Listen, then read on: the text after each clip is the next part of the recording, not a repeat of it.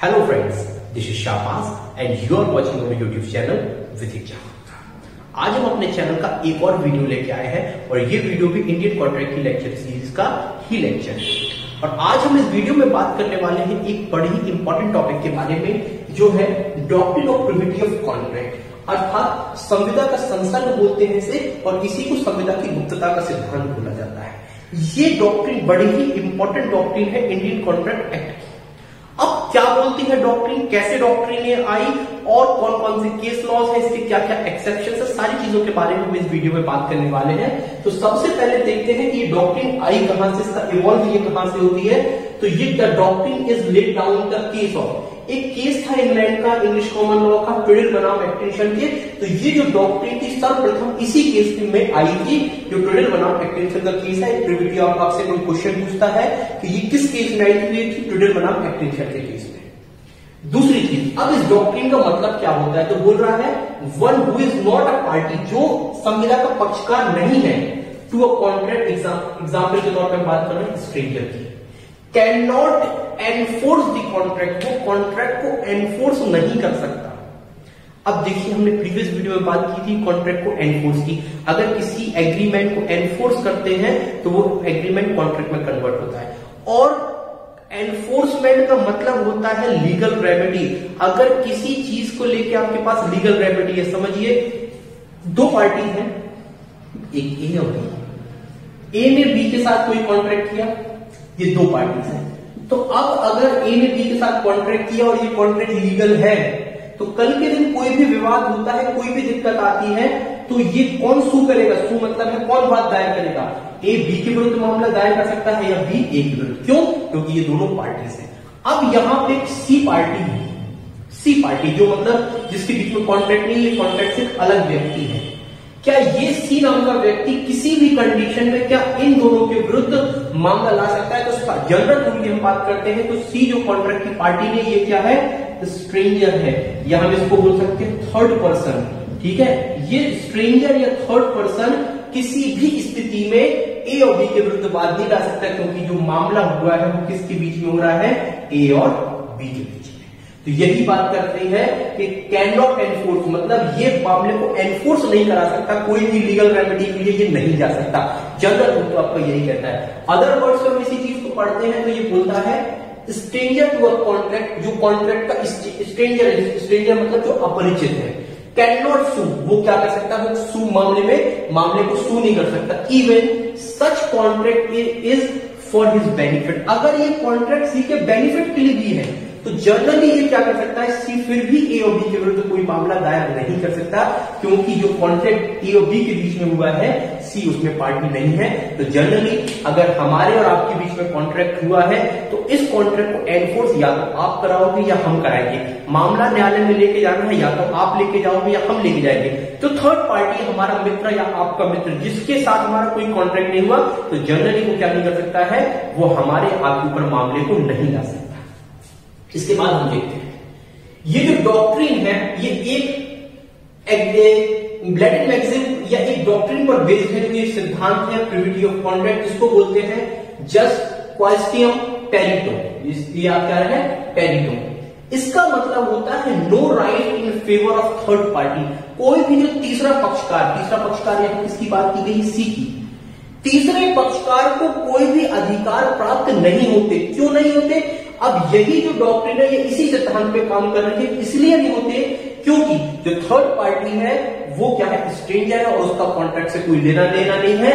तो ये जो डॉक्ट्रिन है ये इसी पर आपका प्रिविटी ऑफ कॉन्ट्रैक्ट लाई करता है। ये आपको चीज समझ में आई होगी कि ये थर्ड पर्सन की हम यहां पे बात कर रहे हैं। लेकिन इसके बाद हम देखते हैं ये जो डॉक्ट्रिन है ये इंडिया में भी एप्लीकेबल होती है, जैसे doctrine of consideration, privity of consideration, doctrine of consideration, doctrine of privity of consideration. इसके बारे में पढ़ा था। डॉक्ट्रिन ऑफ कंसीडरेशन तो सब जगह एप्लीकेबल होती है। Doctrine of privity of consideration वो इंडिया में क्या होती है, एप्लीकेबल नहीं होती है, लेकिन इंग्लैंड में एप्लीकेबल होती है। अब हम बात करते हैं इसके बारे में, doctrine of privity of contract की, वो कंसीडरेशन की, ये कॉन्ट्रैक्ट है। अब कॉन्ट्रैक्ट को देखते हैं तो कॉन्ट्रैक्ट का है वो इंडिया में और इंग्लैंड में दोनों जगह एप्लीकेबल होता है। तो अपन लिखते हैं this doctrine of privity of contract, ये इंडिया पे भी एप्लीकेबल है और इंग्लैंड में भी एप्लीकेबल है। और इंग्लैंड में किस केस में आई थी? सर्वप्रथम केस था ट्यूडल बनाम एटकिंसन का। लेकिन हर चीज के साथ कुछ ना कुछ एक्सेप्शन जुड़े रहते हैं, वैसा इसके साथ भी है। तो ये डॉक्ट्रिन एब्सोल्यूट डॉक्ट्रिन नहीं है, इसके कुछ एक्सेप्शंस हैं। मतलब ये कुछ ऐसे नियम है कि जब थर्ड पार्टी को अधिकार मिल जाता है और थर्ड पार्टी भले ही कॉन्ट्रैक्ट का हिस्सा ना हो फिर भी वो मामले में सूट ला सकती है। तो इसके कौन कौन से एक्सेप्शंस हम उनके बारे में देखते हैं। तो this is not absolute rule, ये एब्सोल्यूट नहीं रूल नहीं, एब्सोल्यूट रूल नहीं है, मतलब इसके कुछ एक्सेप्शंस है, इसके कुछ अपवाद है।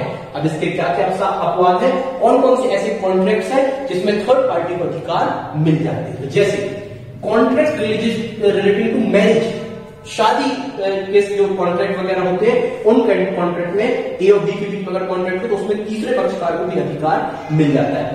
फैमिली पार्टीशन, कोई फैमिली पार्टीशन होता है, पारिवारिक बंटवारा वगैरह, उसमें भी वो क्या होता है, वो भी इस डॉक्ट्रिन का एक्सेप्शन के अंतर्गत आता है। नेगोशिएबल इंस्ट्रूमेंट, पराक्रम लिखित, जैसे आपके चेक हो गया, बिल ऑफ एक्सचेंज हो गया और हुंडी वगैरह हो गई, चेक, बिल ऑफ एक्सचेंज, हुंडी या आपके प्रोमिसरी नोट हो गए, ये जो होता है इनमें भी थर्ड पार्टीज को अधिकार हो जाते हैं। अगर हमने डॉवर ड्रॉई के साथ थर्ड पार्टी है तो वहां पे आ जाती है।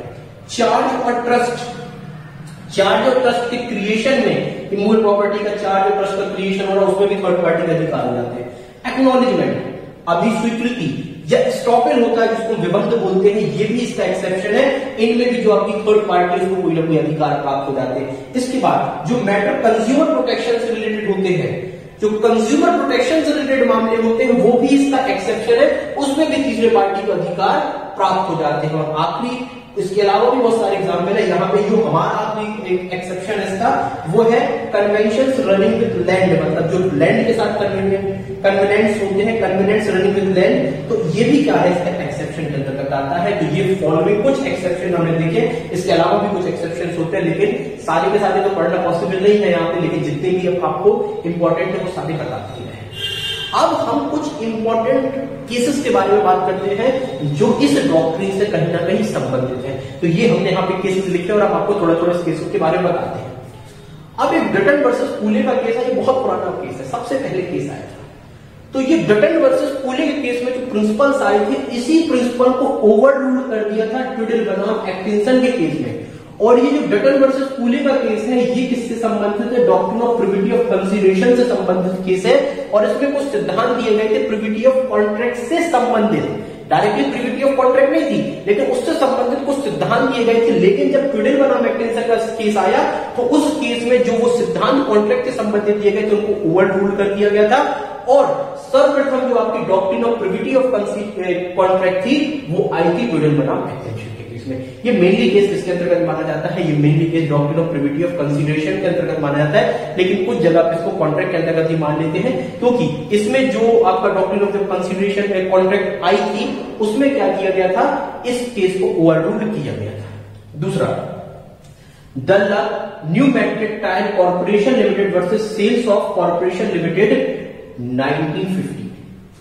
अब ये वो केस है जिस केस में अप्रूव कर दिया गया था doctrine of privity of contract, जो ट्यूडल बनाम एटकिंसन के केस में आया था, इसी को अप्रूवल मिला था। वो कौन से केस में मिला था, जो ट्यूडल बनाम एटकिंसन के केस, तो इसको approval Dunlop pneumatic tyre corporation limited के केस में मिल गया था। जैसे अपन होता है ना कि एक रूल आया, रूल को अप्रूव कर दिया गया।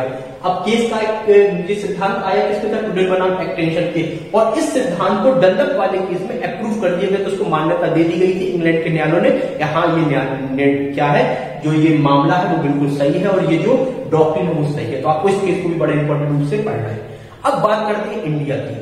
तो इंडिया में सबसे पहला जो केस आता है वो आता है जमुना दास का, जमुना दास वर्सेस रामताओ। लेकिन ये जब का केस है कि जब भारत क्या था, स्वतंत्र नहीं हुआ था, मतलब भारत में प्रिवी काउंसिल थी और प्रिवी काउंसिल के अंतर्गत का केस था। और इसमें भी क्या किया था, doctrine of privity of contract को अप्रूवल दिया था, जो ट्यूडल बनाम एटकिंसन की थी, इसको अप्रूव किया गया था। तो ये आपसे कभी पूछा जाए कि ये जो पहला केस था जो प्रिवी काउंसिल का जिसमें अप्रूवल मिला था वो जमुना दास वर्सेस राम अवतार का था। लेकिन इंडिपेंडेंट इंडिया का या सुप्रीम कोर्ट का पहले कौन सा केस था जो जिसमें इसको मान्यता मिली थी। ये भी बड़ा इंपॉर्टेंट केस है जिसको बोलते हैं MC Chacko versus State Bank of Travancore.